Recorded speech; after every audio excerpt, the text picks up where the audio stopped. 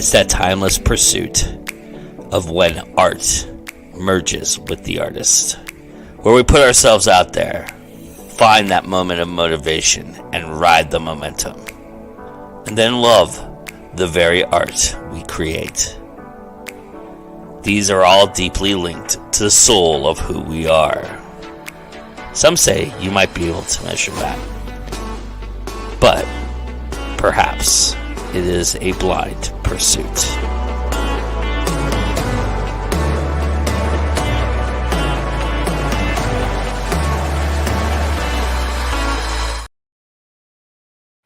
Hello, everybody. Welcome to 21 Grams, another season of the wonderful show that we do here. And hello, Tiffany. Nice to see you.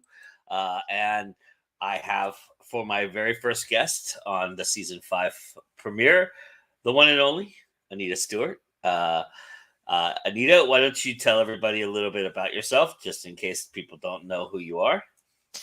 Okay, I'm Anita Stewart. I write under AF Stewart, horror, fantasy, steampunk, soon to be cozy paranormal mystery, historical fantasy poetry, partridge in a pear tree.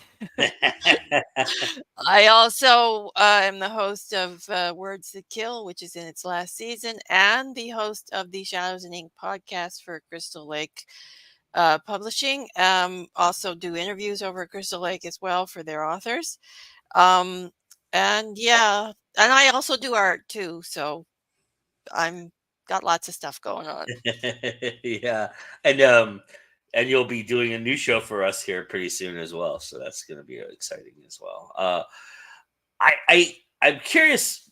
I really want to talk to you tonight about your approach to publishing currently, because it seems to have changed a little bit. It seems to have evolved a little bit over the last couple of years, especially this last past year, in terms of volume, in terms of one-offs instead of series collections. You're doing a lot more collection aspect too. Are you? Was that a conscious choice for you? Was that something you were planning out, or was that something that kind of just happened and it's just become the way it is right now for you? Well, it wasn't something I was planning, but it was a conscious choice because if anybody has been following me, they know that the year 2022 was a big fat dumpster fire for me. I mean, it pretty much from July onward, everything went wrong. And it just derailed everything for me. And 2023 was more of a sort of like recovery year, to be Mhm. honest. So the only thing I really was putting out was finishing the Fairy Tales and Nightmares collection and putting out my Hayward and Anderson series, which is a series of short stories, because I didn't have the emotional anything to do anything else. I mean, I wrote stuff, like I wrote first drafts and worked on books and stuff. And thank goodness for my semi-secret project, which is just basically it's kind of like God of Death and a cranky curmudgeon middle-aged woman go on a road trip is basically what that book is about. And it's got no end date, no publication. It was just something I was doing just to write and just not worry about. So that was basically. And then this year I've been trying to get back into doing my series and my other stuff, but I've also been trying to settle into the job with Crystal Lake Publishing. So it's been kind of a balancing act this year a little bit too, because our output this year was a little more than usual. We've been very busy over at Crystal Lake, if you haven't Yeah, noticed. a new So, company. That's kind of the philosophy of a new publishing company, though, is to really put it out there and yeah, have a lot of well, offering. yeah, well, Crystal Lake isn't really new, but Right, right. we've kind of Joe Meinhardt has exactly sort of expanded Yeah. this year, and a little bit in last year he was starting the expansion, but he's really expanded this year, so he's really focused on expanding at the moment, which is why we've been doing so much. But anyway, that's kind of settling in. I've settled into the whole podcast and running I'm sort of more or less running their podcast division now, Yeah. which has been a very interesting experience because that's been kind of a learning curve from the ground up, so. We'll get into that in a little bit. I do want to talk keep on this path a little bit Yeah. though, because for people who do know you, you have kind of built a niche, and you've really been a champion of horror for, especially when it comes to women in horror, for a very long time. Since I've known you, that has been kind of your soapbox. That's been kind of where you've laid your head. A lot of that, and you're kind of taking a different turn in terms of the aspects. But I think there is there is we're seeing I won't say a softer side of AF Stewart, but we're seeing a more refined side, a more there's the cozies are really something that you're really passionate about and putting out there, and I'm kind of curious, was that also a conscious choice, or was that something that you guys No, had to do with, kind of decided this was the moment? that was not really a conscious well, the Hayward and Anderson cozies, that actually evolved about a story I had written for an anthology that never actually came about. It was an anthology that had been tossed around, but unfortunately, the publishing company really suffered some setbacks, and it's now defunct. But the story was always that I wrote for it was still there, and never been published, never been submitted or anything. And I'd always liked that story because the character of Elspeth was like, yeah. If you haven't read the series or Elspeth, she's a hoot to write. She really is. She's a very prim and proper Victorian woman who likes guns, brass knuckles, and dynamite, and detecting paranormal investigation and stuff. So anyway, so when I was looking for something, just to do and get published that was quick and easy and not too much trouble, I decided to expand that story and write a few more stories. Hmm. Itself is a whole story because the first story that got published on that was actually supposed to be the second story, and the second story that got published was supposed to be the first, and yeah, there was a whole thing on that. But yeah, so that was kind of like that was just me liking the character and just wanting sort of a parody of Sherlock Holmes is what that's really what that is. It's sort of like the cozy parody of Sherlock Holmes. Hmm.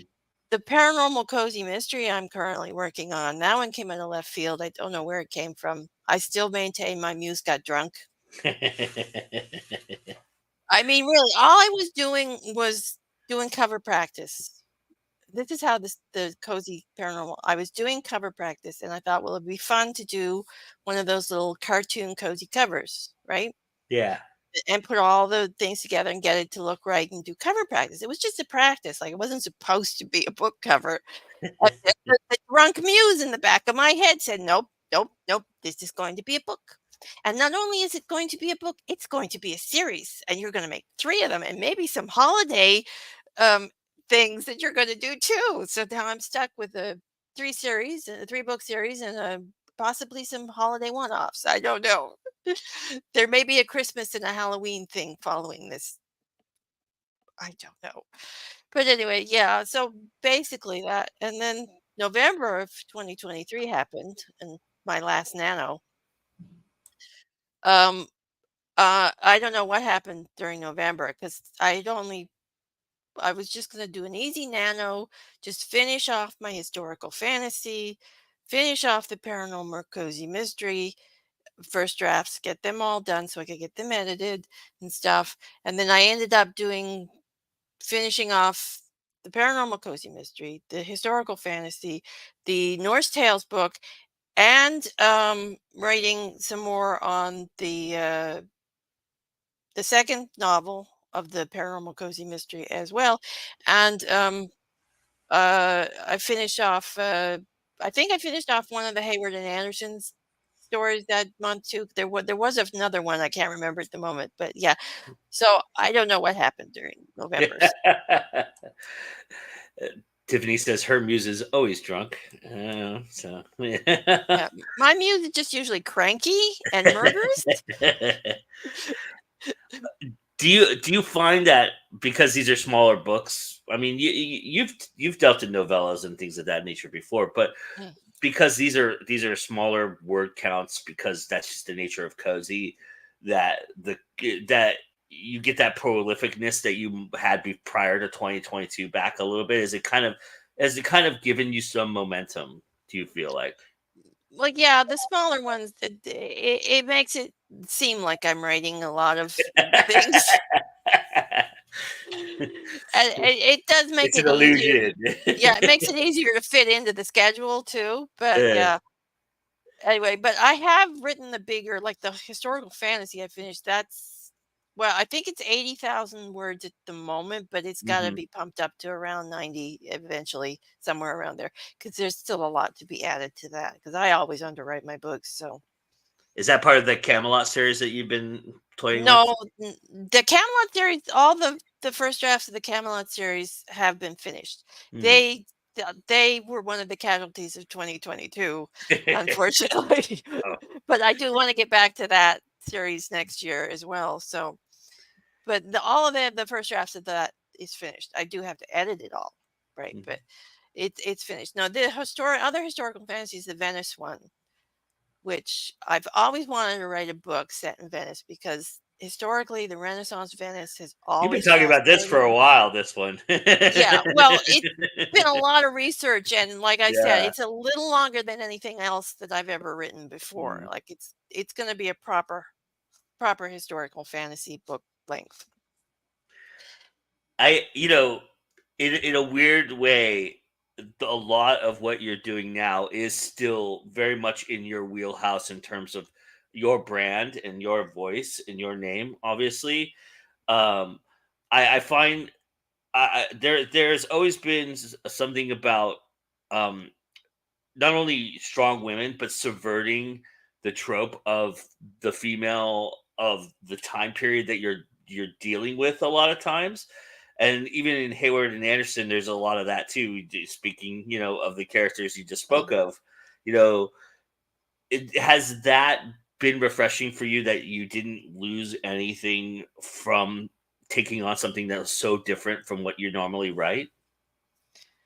Um, well, yeah, I mean, I've never actually had problem with the characters. It's like Hmm.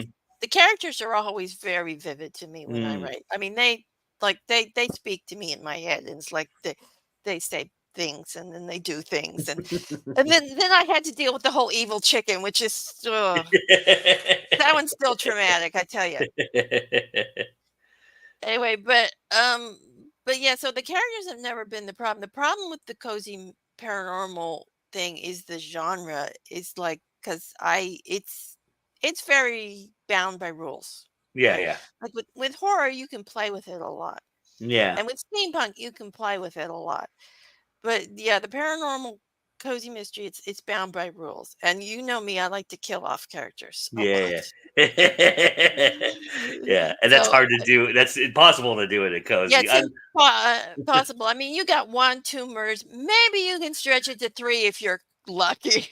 But you're also a very vivid writer. So cozies tend to happen off camera, off screen, off page, right? Yeah, And so that's part of the warmth of the cozy, right? Is that you don't have to see the gruesomeness to it a little bit, yeah, you know. yeah, which is Uh why I've been having a easier time with Hayward and Anderson series huh. because that one plays into my humor, right? Yeah, yeah. That one's very outrageous, very humorous. It's alternate history, so I can play with the history a little bit. It doesn't have to be quite as accurate. And so that one's easier to write. The paranormal cozy mystery's been a lot more straight. I mean, there is some humor in it because it has to be because it's a cozy mystery. You always have to have a little humor. Right. So anyway, but the thing that has saved me in that one is the fact that it's set in Nova Scotia. So I get to play with Nova Scotia history because there's a little bit of a backstory and a little bit of time travel in it too. It's not real time travel, but it's sort of time travel. Anyway, so I got to put a rum running backstory in Oh, there, nice. which is yeah, which was a lot of fun for me because that's a big part, especially on the South Shore where I've set the book. It's a fictional town. So don't go looking for the town in Nova Scotia because you won't find it. Anyway, and there's an in joke for every Canadian in the first chapter of the book where I Nice. say her bakery is successful because East Haven Bay, that's where it's set, is probably the only town in Nova Scotia that does not have a Tim Hortons coffee shop. Does Nova Scotia have Tim Hortons? Do they have? Everywhere. Oh my god, really? Yeah, That's we've got 3 in my area. wow. So Yeah. they're like for people who don't know, Tim Hortons is kind of like it's kind of like if McDonald's and Starbucks had a wicked stepsister, that would be Tim Hortons basically. So you know, and they're everywhere in Canada for sure. Yeah. Hi, JD. Nice to see you. Yeah, that's cool. So are you? Do you have a certain kind of unique pride in producing these books that you might not have had because you do have to follow rules and you know what I mean? Are you a little bit more proud of yourself for what you're accomplishing with these books a little bit because Yeah, kinda, because I mean, it's like I got it finished. It's kind of like I got it finished, and it ended. Like, it had an ending that was good. nice. It was like, because that was the trouble with the Paranormal Chronicle Mystery. I was having trouble. How was this gonna end? Because also I pants this one, right? Ah, Which is which is if you know me, I am not a pantser, I am a yeah, plotter. yeah. And it's like I tried to plot this paranormal cozy mystery, and it's like, no, no, no, you're just gonna sit down and write this thing. It's like the drunk muse said, no, we're too drunk to plot. Just get it down. Yeah. So I was just like feet in my pants at this like halfway, and I'm like, I'm 2/3 of the way. I'm going, how's this stupid thing gonna end? It's like I know everyone's gonna think that this one is the killer, but I don't see her as the killer. And then one of the Mm. characters pipes up, "Oh, no, because she's not the killer. I am." Right? You've been setting me up as the killer all along, you stupid person. Yeah, can't you see that? It's like, oh wow. It's like that just fits and it makes the ending. I'm not sure if the ending is particularly within the rules, Mm. Yeah. but it's close enough for me, is what basically. Was that more of your research project? Because for people who don't know, you're a prolific researcher. We actually just touched on it a little bit about the Venice thing. Was that part of your research process? At this with this is the rules? Was that kind of, or did you already know the established rules and you were kind of? I mean, Well, did they get in your way at all? Well, yeah, killing people definitely got in my way. Well, I mean, other than that, but yeah, yeah, But not too much because I mean, I read a lot of cozy mysteries, because I'm a big mystery reader. So, I mean, I more or less know the rules of what cozy mystery is. Like, sure, sure, sure. so that didn't get in my way too much. But it's like, yeah, but I mean, I did a lot of research. Like, I did tons of research on poisoning because Hmm. that's how the initial murder happens, is Hmm. poisoning.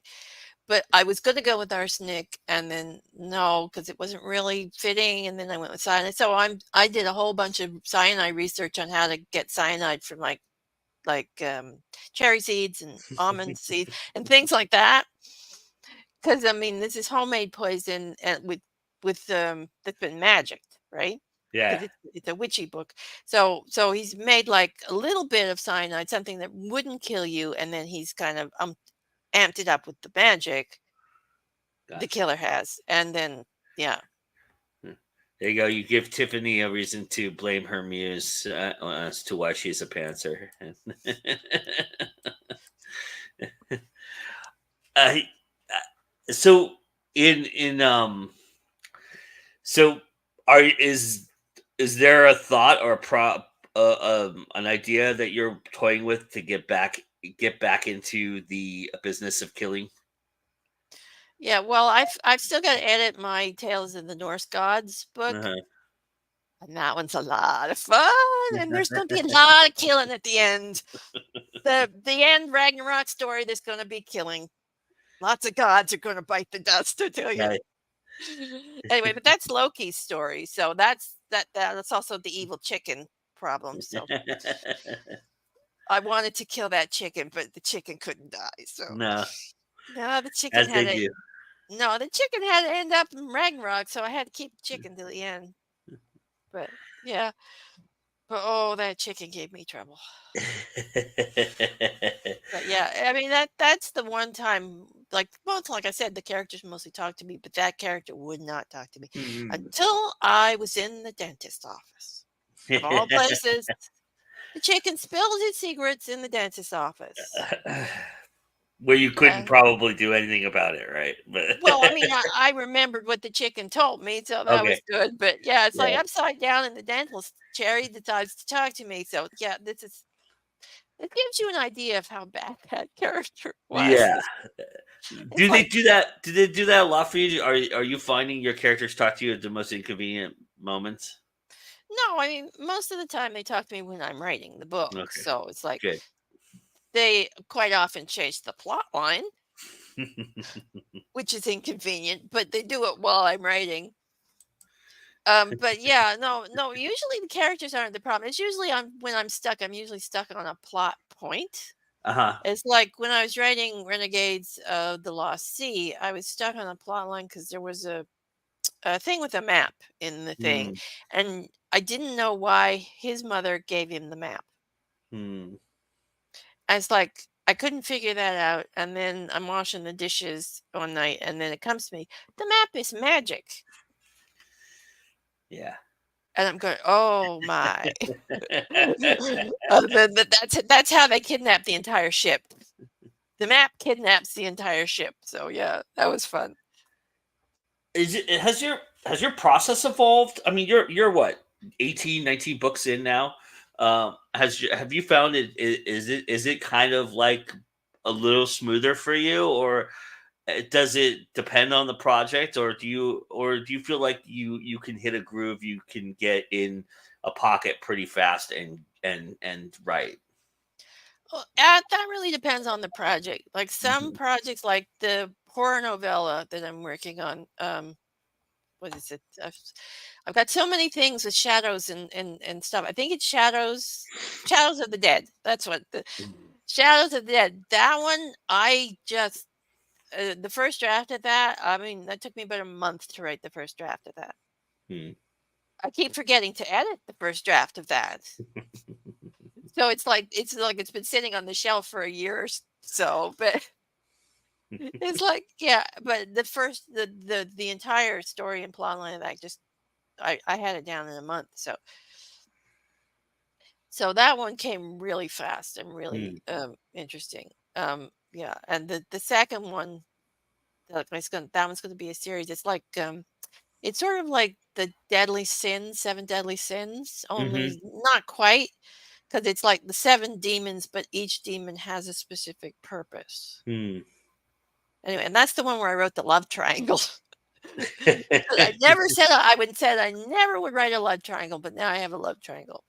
Of course, it's a love triangle between two humans and a demon, Hmm. so it's still me. But yeah, so that one, but it really depends on the project as to how fast and how Mhm. well I get into the groove of it. What is typically a struggle for you? What currently writing? What where do you find that you struggle the most? Oh, I struggle on like I'm really good at figuring out how to start a book, and I'm really good at figuring out how to end a book. It's connecting the start of book and the end of book that I have the struggle with. It's like the action comes up, down and lulls and stuff, and I do sometimes tend, especially with short stories, I do sometimes tend to put in a little too much Mm, lull, and I have to watch that. It's like I always need to add action. It's mm, always the action stuff I need to add. Like there's always action scenes. That's generally where I underwrite is the action scene. So I always have to go back and I have to pump up the action scenes, add a little bit of stuff into it. Like with one of the Camelot Immortals books, I was talking about this in the TWT discussion the other day, and it's like I'm writing. There's a scene in it where Nimue um, comes up against some giant spiders. Now, in the first draft, I just kind of left it of his ended. She comes up to spiders. I left the scene, and then I went on to her coming home. triumphant. But I got to go back and I got to write that spider fight scene Hmm. with giant spiders and figure out how she kills. And there's going to be spider guts and spider legs and all sorts of fun stuff to write. But I mean, I got to go back and write that scene. Which is funny because you know we've established you're a well-known plotter, but the problem you have, the thing that you struggle with, is a typical pantser problem. That's typically the pantser has this has been my big problem for a long time. Is I either I'm too thin in the middle, and I have to connect it a little bit stronger and put a lot more meat to it, or I'm too wordy and I have to find and I disconnect pretty fast. I get lost within the second act aspect of it. So that's kind of interesting that's your struggle. Yeah, well, it's like, I mean, I've got like the roadmap. I mean, Yeah. this is the thing that a lot of pantsers think. Oh, we've got all of it planned out. It's all just tick tick tick the boxes, tick tick tick. No, No, I understand that. Yeah. it's never tick the boxes. It's Yeah. never that. But I mean, yeah, it's like, but I mean, and it's the thing. Like you come to a scene, like you can like I have all my scene outlines, but I come to a scene, I still have to write the scene. Right. It's like Right. my scene outline is usually one word. He breaks into the warehouse and destroys the stuff, right? Yeah. Yeah. Right? But I still have Yeah. to figure out how he breaks into the warehouse, what locks are in Renaissance Venice. I mean, Yeah. how did they lock their doors? I don't know. I mean, did warehouses even have locks? Did they even have warehouses in Renaissance Venice? That was something I had to go and research. It was Yeah. fun. Anyway, and when and then I had to figure out how he destroyed the stuff without actually burning down the entire city if we set Mm. it on fire or something, right? I- So yeah, there's Is still is stuff like that to do.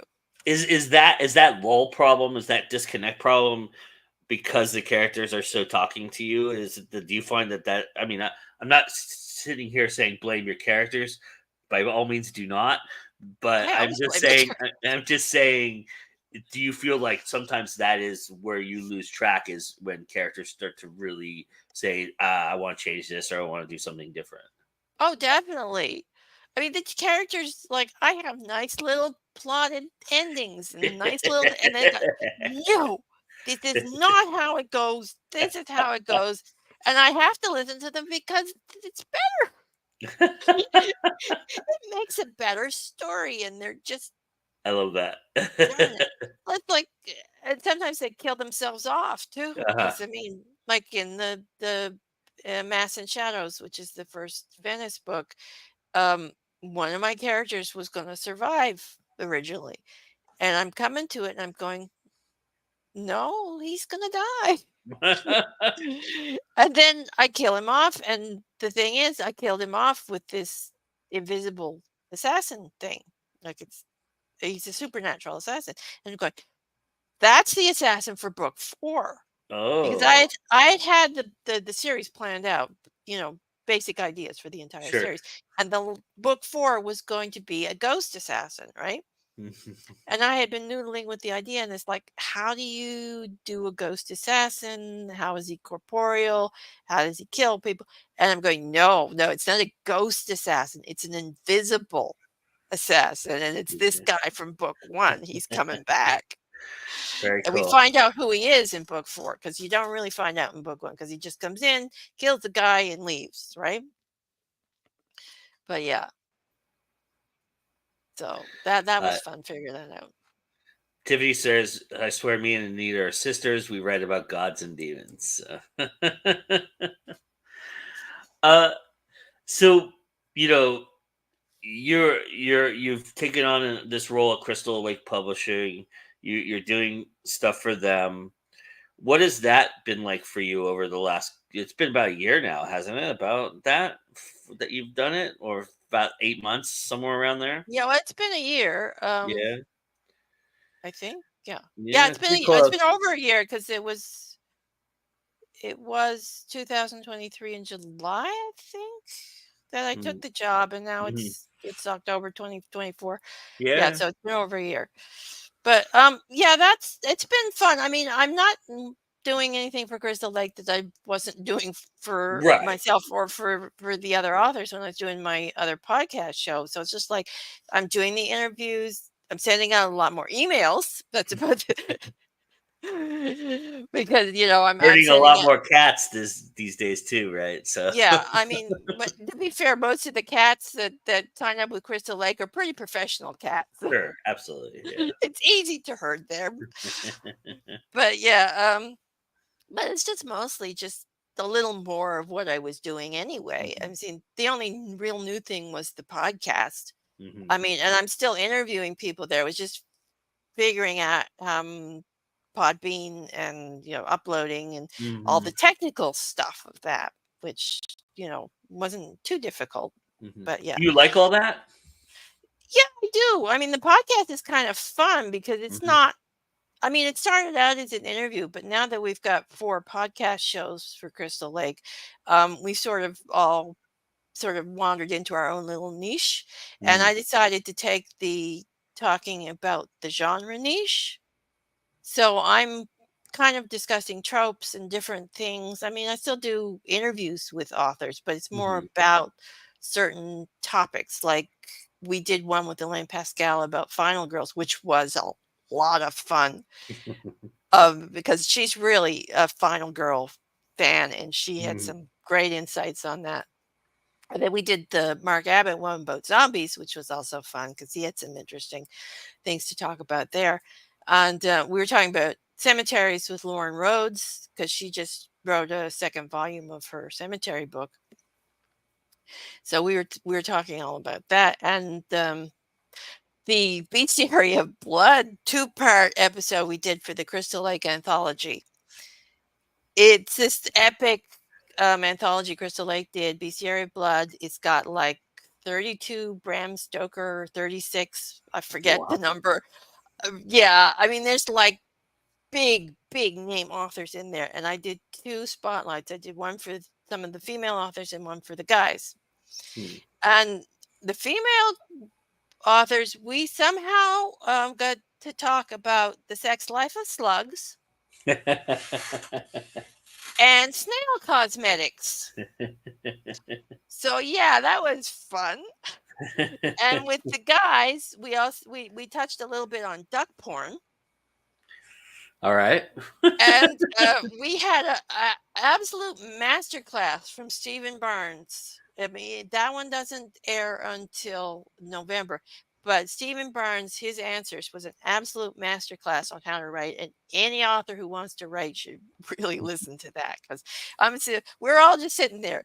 The And Zandi, Jamal Hodge, he was the editor, and me, we're just sitting there and we're just like glued to the screen, just listening to everything. It was Mhm. just great. It was fabulous.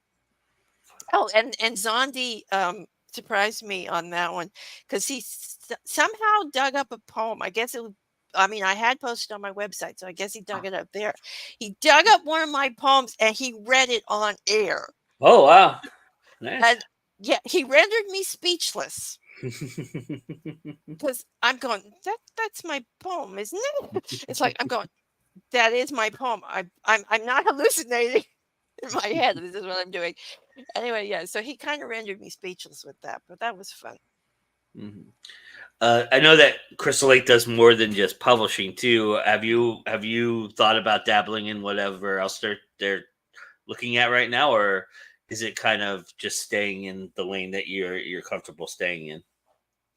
Well, right now I'm just staying in the as the media manager. So I mean Hmm. that's it. Because I mean, Crystal Lake is set up so that pretty much every little aspect of what they're doing right now has their own little person running it. Gotcha.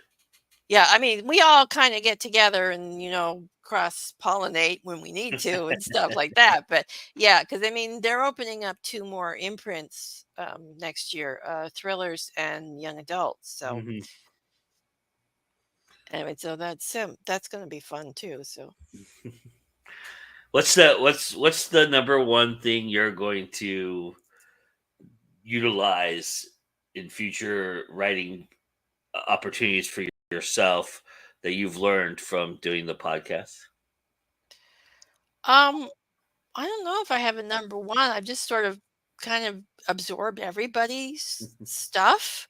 Because there's been so much stuff people's talked about and so much things. It's like, yeah, it's like I've either like, wait a minute, I do that already.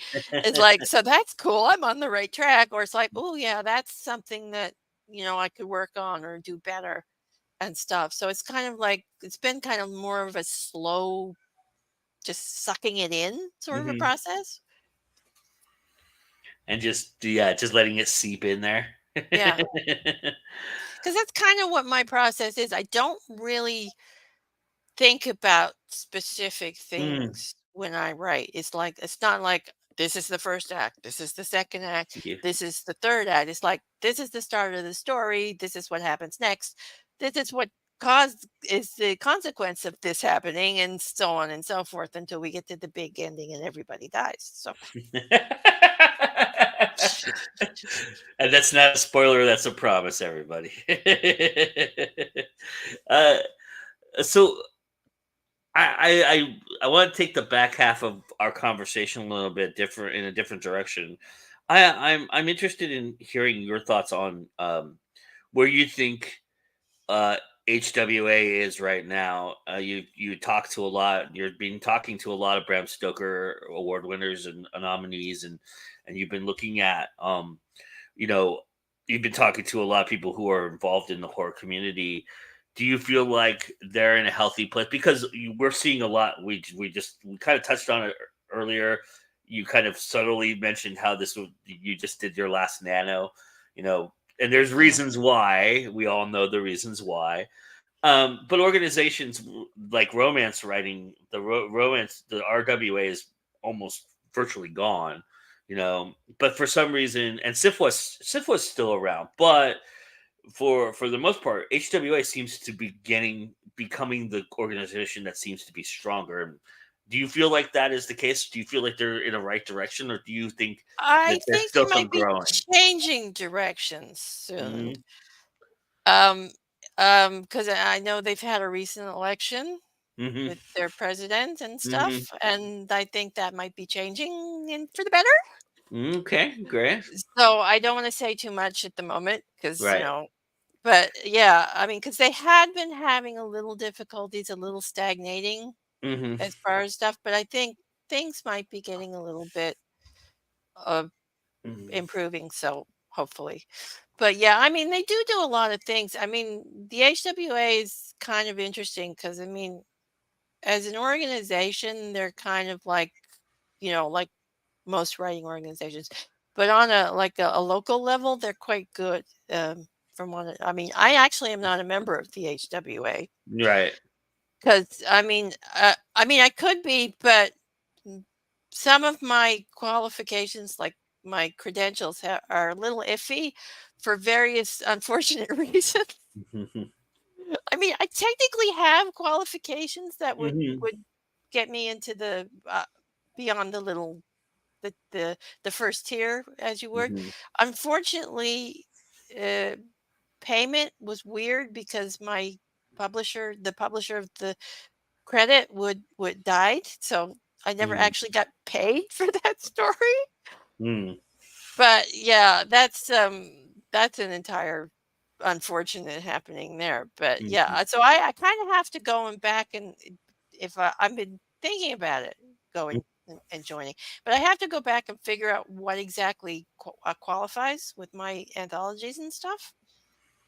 But that's a ringing endorsement to say that you would join it easy. You would easily join it if in fact, you qualify to do so.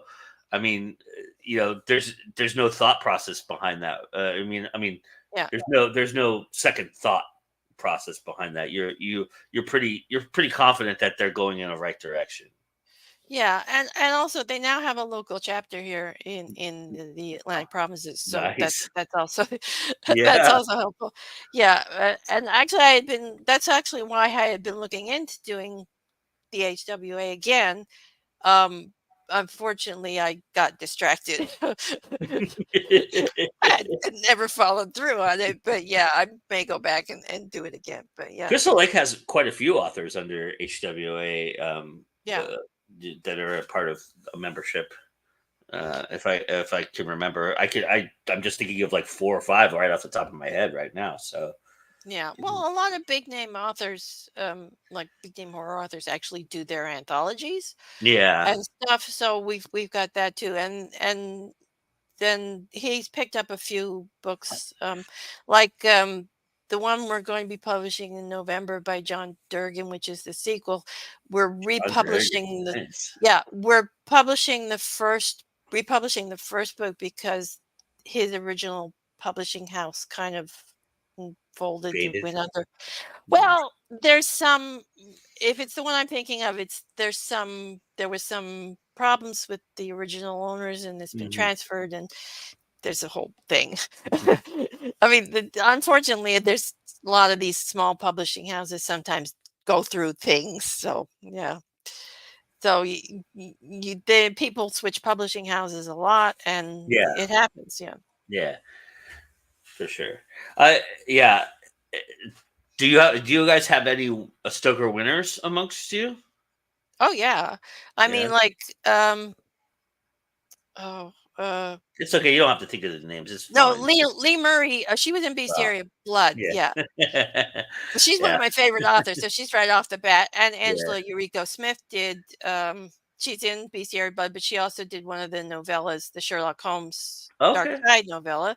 I didn't know either of them had published on a Crystal Lake, so I was just Yeah, curious. actually, I actually proofread her Sherlock Holmes story, Mm, for Crystal Lake. I was just, a couple extra eyes on it. mhm. So that was fun. And that was one of my favorite interviews when I did her, John Linwood Grant, who's another one of my favorite authors, love his stuff. And Naching Casa, who's, Oh, yeah, yeah, yeah, she sure. does the Ladies of Horror as well. And Uh-huh. she's also Crystal Lake's talent, Mhm. talent, talent relations coordinator. That's it. Nice. And she's a big Sherlock Holmes fan. She writes a lot of Sherlock Holmes stuff. And so they did the Sherlock Holmes horror anthology. It was kind of an occult thing. Mhm. And so I had the pleasure of interviewing those three. And that was the craziest, nuttiest interview I've ever done. My favorite interview. And the dog took down the computer. Oh, wow. Yeah. Crazy. Uh, what about where women are in horror right now? You feel like it's the healthiest it's ever been? Oh, definitely. I was just interviewing Susie Lockhart about Mm. the Dastardly Damsels, which is Mhm. another anthology that just came out, which is all women. It's the protagonists are all women, the writers are all women, and she was saying she thinks that there may be more women horror writers now than there are men, which might actually be true because I mean most of the horror writers I know are intimately acquainted with are in fact women. Mhm. I mean, because I mean, all the people, a lot of the writers I know, like, are in the Women Ladies of Horror group that we do the prompt thing every month. Mhm. I mean, and like Lee Murray and Angela and Alma Katsu Mhm. and the like the ones I was interviewing, Cynthia Paleo, Colleen Anderson, and now I'm blanking. Linda Addison, that was it. I mean, they're all very well known and Mhm. stuff. So yeah, I would say it's very strong for women Y in horror Yeah, these days. Cynthia just, broke the barrier that was most people considered untouchable in terms of the Stoker Awards and Mm, winning the award as the first Latinx author to win a Stoker Award. In fact, they awarded twice 2 people that because I believe that, um, they had 2 winners that yeah, were, you know, in that year. But she was also the first woman to garner the biggest award that they give out. So that's kind of yeah. cool. And she's a very nice person. Yeah, she's very nice. Yeah. Yeah, she was the one that got was the snail cosmetics. That's how that. Oh, that was just fun. We just all broke down at one point and just laughed. do you Do you do you have aspirations? Do you have things you want to aspire to, like a Stoker Award or be a nominee? Is that something you aspire to, or is it just something that would be the cherry on the sundae for you? Well, yeah, it would be a cherry on a sundae, although I did make the preliminary ballot for Horror Haiku, my poetry book, on the Nice. on the Stokers. Didn't make the final ballot, but I did get in the Mhm. preliminary one, so I was kind of happy about that. But yeah, but I mean, I really don't pay too much attention to awards. Mhm. And I a lot of my stuff is so much fantasy horror. It's like, I mean, I was thinking, maybe if I ever get around to editing that horror novella, I mean, that might be something to aspire to getting a Stoker because I really like that one and I think it could be something. But yeah, I mean, I don't know why I can't remember to edit that one though. It's like everything else I remember, but it's like that one I don't. All right.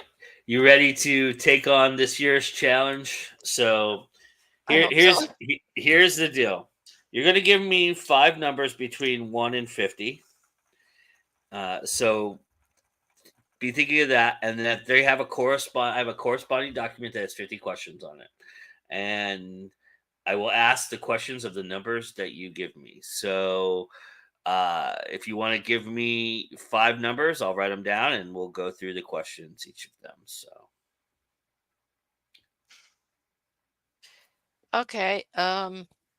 27, okay, 15, okay, 2, mhm, 31, and 21. all right, okay. So question number 27. What's the best way to market your books? I would say that would be the newsletter. Hmm. It is the best way. It's the easiest way too, honestly. I mean, there are other ways like, the promo stacks and the book bub deals and stuff, but honestly, depends on who you are, depends on what kind of book you have as to whether they'll work. Sometimes they will, sometimes they won't. Sometimes they'll be great, sometimes they'll fade and fizzle.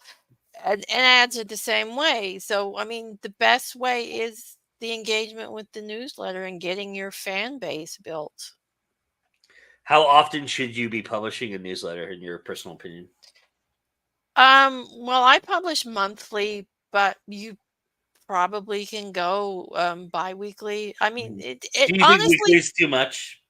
well, you can do weekly, but it really depends on your fan base. Like if you've Mhm. got a big rabid romance fan base, for instance, You're right. They you want to can hear do from you weekly. every day, Yeah, basically. you can do weekly. Yeah, I But got I you. mean, if you've got a smaller fan base or you're just starting out, monthly's probably the best way to go. I Mm, mean, but if you're doing something like Substack, which is kind of like a blog newsletter mhm, sort of combination thing, weekly might be a good idea there too, or biweekly on there. mhm, It just kind of it really depends on what you're doing, what your fan base is, and what platform you're using. Really. mhm. You've tried other things like Patreon and things like that. Were you doing the newsletter concurrently when you were trying those things, or was those things to kind of sub off the newsletter? No, I was doing my newsletter when I was doing Patreon too. Hmm. I don't have the big rabid fan base that you really need for Patreon. You really need people that will, go behind the paywall to see what you're doing. And Hmm. I really never had that. So it didn't really work for me. I mean, I am looking into Ream because that's kind of an interesting one too. And it's really more targeted at readers Uh-huh. specifically, as opposed to Patreon, which is kind of a broader thing for like authors, musicians, YouTubers, all across the creative sphere. So Is one of your ambitions or goals in terms of the podcasting to be monetized and go and do kind of paywall stuff with that at some point? yeah, we are. working to monetize the podcasts. We're trying to get the ads. Like Joe's got the website and he's got the ads up there, and we're trying to coordinate between four podcasts, which is a little bit difficult. Yeah, But yeah, we're trying to coordinate and do some cross promotion and get some ads and get the ad revenue stream up, and that'll probably be we'll yeah. probably be doing that hard next year. So I think if anybody you could have told that to, I probably was the one person who understands that the yes, best. All right, I'm real excited because you asked the question that when I first looked at this question, you picked the number of the question that I've really, really wanted to ask everybody. But this is, what is the best money you ever spent as a writer? that would probably be the story origin monthly thing. Ah, That yeah, or publisher rocket, either one. what's Publisher Rocket? I don't even know what that is. You don't know? Oh, okay. You've heard of Kindlepreneur, right? Uh huh. Sure, sure. Okay, Publisher Rocket is the Kindlepreneur thing. It's you find keywords, Oh, okay, category. okay. Yeah, I have heard of Okay. this. Yeah, Okay, yeah. yeah. That thing is invaluable and well worth the money. And they have just added their Amazon ASIN thing that you can check their stuff. I forget what they call it, but it's phenomenally good. So Awesome. yeah, Yeah. You didn't even hesitate when Story Origin went to paid, I no, would imagine. Yeah. no, I did not. And Yeah. I've actually I've actually won a free year with Story Origin for the AWC twice. Mm, nice. So the last couple of years I've had it pretty much free. Nice. Yeah. That's cool. That's cool they do that. I love that. Yeah. Well, Story Origin offered the prize, and it was just a weird coincidence that I won 2 years in a row. So All right. You picked number two, which is what is the first book that ever made you cry? reading or writing? Reading. Oh, you Oh, could do either one. I don't care. Either one. It doesn't matter to me. It just says well, first book. It doesn't determine I which. don't usually cry with the writing, so I mean, Uh-huh. I don't usually cry with the reading ones. Oh, yeah. Oh, okay. Yes, probably Tigana by Guy Gabriel Kay. Mm. Oh, that book just that ripped the heart out of me. That one. Oh, that was loved it. Absolute phenomenal book. I love him as a writer. He can't write a bad book. But yeah, all his books will rip your heart out because Mm. he's good at that. But I think that's probably the one that did it first. Because I mean, Mm. maybe one of the short stories like the dogs like the oh, I forget what it's called, but it's set in Pompeii and the poor dog dies at the end. There's a lot of those kind of short Yeah, stories. so that one might have been I forget, it's like it's been so long since I read it because I read that as a kid. That one might have made me cry. It certainly made me sad. But yeah, but the one that really ripped my heart out first would have been Tigana, but because that one, ugh, it, That's a pretty heavy one. Yeah. Okay, so you picked 31, which is how many hours a day do you actually write? that would be depending on the day, honestly. Because, some days I don't write because some days I decide to do art instead. So, and, some days I'm doing video stuff. So that takes a long time, as you well know. Mm-hmm.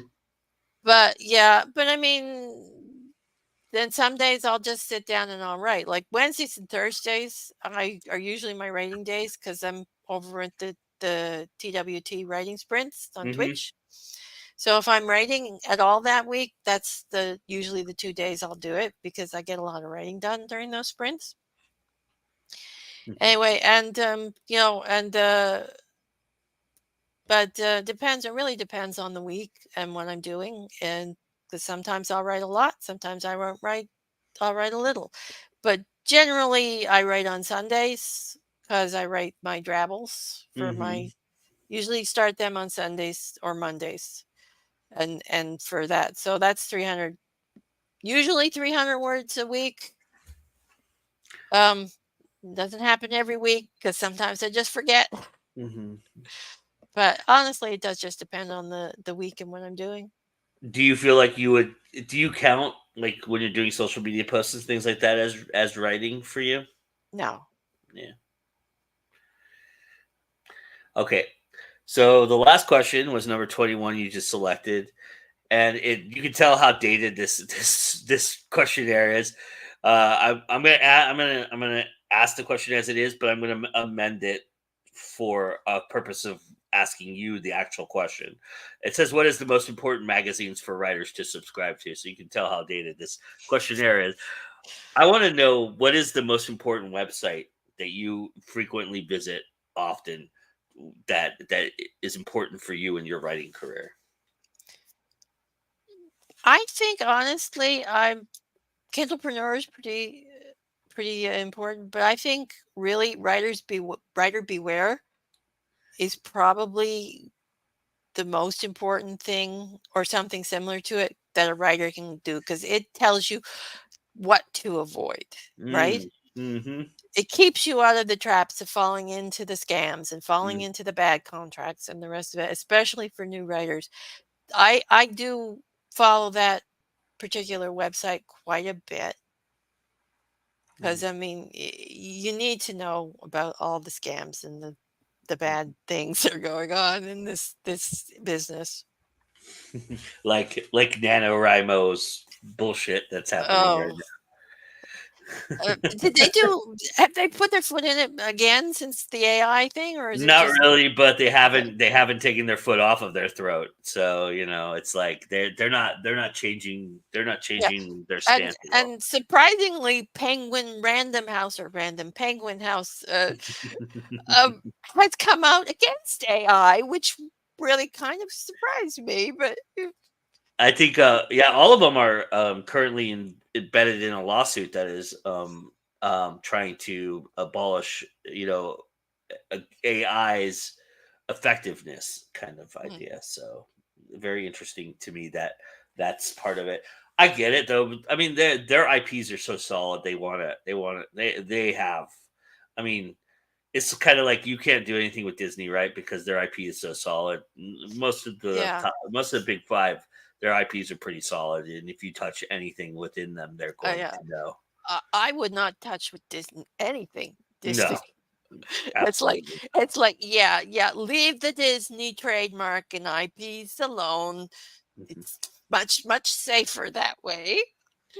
I mean, even the IP they lost with Steamboat Willie, you can't really do much with that No, because, they've trademarked the Mickey Mouse name. yeah, So, yeah. yeah. Yeah, it's very interesting. Yeah, and yeah, I mean, there's a lot of their animated stuff's going to be coming up here pretty soon too, which will be interesting to see. But they'll probably Yeah, but they'll I mean, probably figure out something with yeah, the but trademark and copyright. yeah, but even with that, because 'cause they've got trademarks to certain things. Yes, So even when they lose their copyright, their IP, they're not gonna lose their property. I mean, because there's no way people can navigate that well and not come afoul of the trademark. So, yeah. interesting. The one that I found the most interesting is the scene in Lady and the Tramp when they're eating the spaghetti and meatballs. That's trademarked by them. That if you use that in a movie, you have to pay Disney to do that. Mm. That's crazy. It's like, yeah, Disney's I mean, Disney's kinda ruthless. I mean, Disney is Yeah, ruthless and big and time and ruthless. yeah, but they're smart. Yeah, They were smart about it. yeah. I mean, Walt. That was Walt Disney's thing, right? Yeah, he was very smart. Yeah, he had it. He from the very beginning, and it's kind of ironic that that Disney and George Lucas are in bed together now because that was George Lucas's thing as well. George Lucas was very much about protecting all his trademarks and all his IP and everything. So, but now it's under Disney's thumb, so that's what happens. Uh, all right, Anita. So I really appreciate you joining me for this first episode and breaking the new season in. It was a wonderful conversation to have. I want you not only to tell everybody is next. What's the next thing that you're doing that you're putting out there that people can gravitate toward, or something that you've just put out? I want to direct people to something that you're currently promoting. Well, I just dropped the fourth Hayward and Anderson story, Rivalry and Steam Monsters.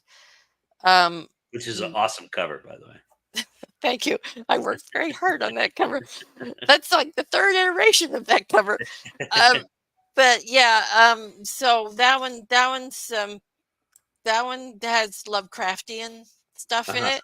So it's like Elspeth going up against a steampunk eldritch god in that, Uh-huh. with very violent results. I actually got her. She actually got to do violent things in that one.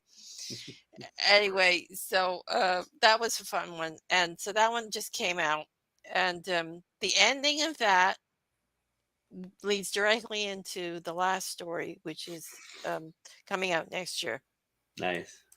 And it sort of culminates the whole Sherlock Holmes thread that's been running through this series. So yeah. And but I'm also going to be editing Tales of the Norse Gods next month. Nice. Fingers crossed. Anyway, so that one I want to put that one out next year too, because I really like that one. That was like Loki's been fun to write. And it's like I've played with the original myth in that. So it's like Nice. Loki's the hero of this. Like it's Loki's been the hero all along. He's not really the villain. It's all been propaganda. That's the premise of the book. Nice.